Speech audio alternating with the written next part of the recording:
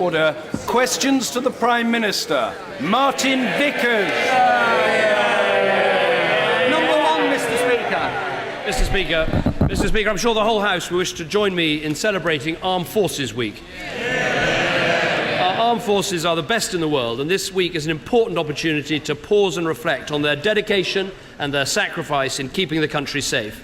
Mr. Speaker, this morning I had meetings with ministerial colleagues and others, and in addition to my duties in this House, I shall have further such meetings later today. Harriet Harman.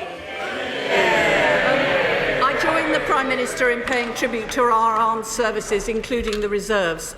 We honour those who are serving today, and we remember the sacrifice of those who've served in the past. And let's never forget them when we think of the freedom and democracy that we have today. And I'd also like to pay tribute to the Families Federations, the Army Families Federation, the Navy Families Federation and the Air Force Families Federation. The great work they do supporting service families contributes so much to the strength of our services. Mr. Speaker, we've all seen the chaotic scenes at Calais, where British travellers and lorry drivers are facing harassment and intimidation as 3,000 migrants try to get illegally into the UK. The French should be assessing them as soon as they get to Calais to decide whether they're genuine refugees or whether they're migrant workers who should be removed. How confident is the Prime Minister that the French are going to start taking effective action? What's he doing to put pressure on them? And will he be raising it at the EU Council this weekend? Prime Minister. Well, first of all, can I thank the Right Honourable Lady for what she says about Forces families? She's absolutely right. And this Saturday, when many of us will be attending Armed Forces Days celebrations and commemorations, it's a moment to talk to those families and thank them for what they do when they're missing their loved ones. She quite rightly asked about Calais. It is totally unacceptable scenes that we've all been witnessing for the last day. Of course, there was a key role played in this by the strike that took place in France. She asked specifically about what should be done, and let me answer very clearly. Of course, we want to see migrants better documented and fingerprinted, but frankly, a lot of that needs to happen in Italy, where they land, rather than in France. The three things we must act on is, first of all, better security at Calais, working with the French. We've already invested £12 million. I'm happy for us to do more if that is necessary. We've got to work with European partners to stop this problem at source, to break the link between getting in a boat and getting settlement in Europe. And thirdly, we've got to do more to make sure that Britain is a less easy place for illegal migrants to come to and work in, and that's what our immigration bill is all about. Harriet Harman. He's right that this problem is the responsibility of the Italian authorities and the French authorities, but as he acknowledged, is also an issue about the security of our border at Calais. Can he say a bit more about what steps he's taken to strengthen security at the UK border in Calais?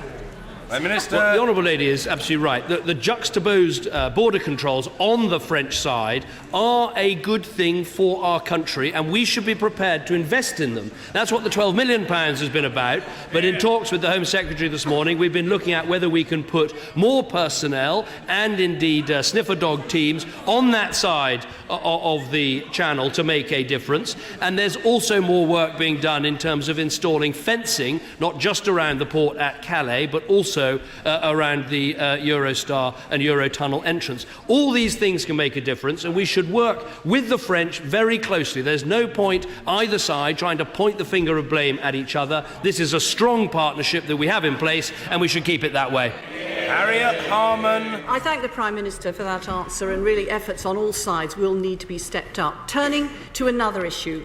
The Prime Minister said in his speech on Monday, there's nothing progressive about robbing from our children. But isn't it inevitable that cuts in tax credits for working families, unless employers raise their wages immediately, mean children will be worse off? Well, first of all, what I said in my speech about robbing from our children was the importance of getting our deficit down and not asking them to pay debts that we weren't prepared to deal with ourselves. Now, what we need to do is make sure we go on with a plan that's seeing 2.2 million more people in work. And crucially for children, compared with when I became Prime Minister, there are 390,000 fewer children in households where no one works. My programme for tackling poverty is to get more people in work, get them better paid and cut their taxes. Harriet Harman. Harman. Well, I'm asking about robbing from children who are in families who are facing tax credit cuts. The IFS have said that cutting £5 billion from tax credits would mean working families losing, on average, £1,400 a year. Now, I know he doesn't have to budget, but many families do. Well, it's the truth. It's the truth. No, it's the truth. It's the truth. Think about, if honourable members were just for a moment, think about a lone parent working part-time. To compensate her for that loss of £1,400 a year, the minimum wage would have to go up overnight by 25%. That's not going to happen, is it?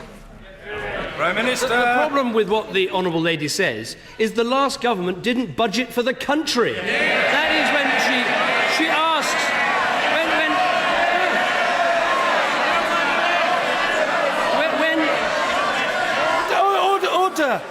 Order. I'm very worried about the health of the honourable member. For Hornsey and Wood Green, she must calm herself at a very early stage in the proceedings. A period of calm must descend upon the House. The Prime Minister. Because the last government didn't budget for the country, as a result, the whole country was plunged into poverty, which is what we've been dealing with.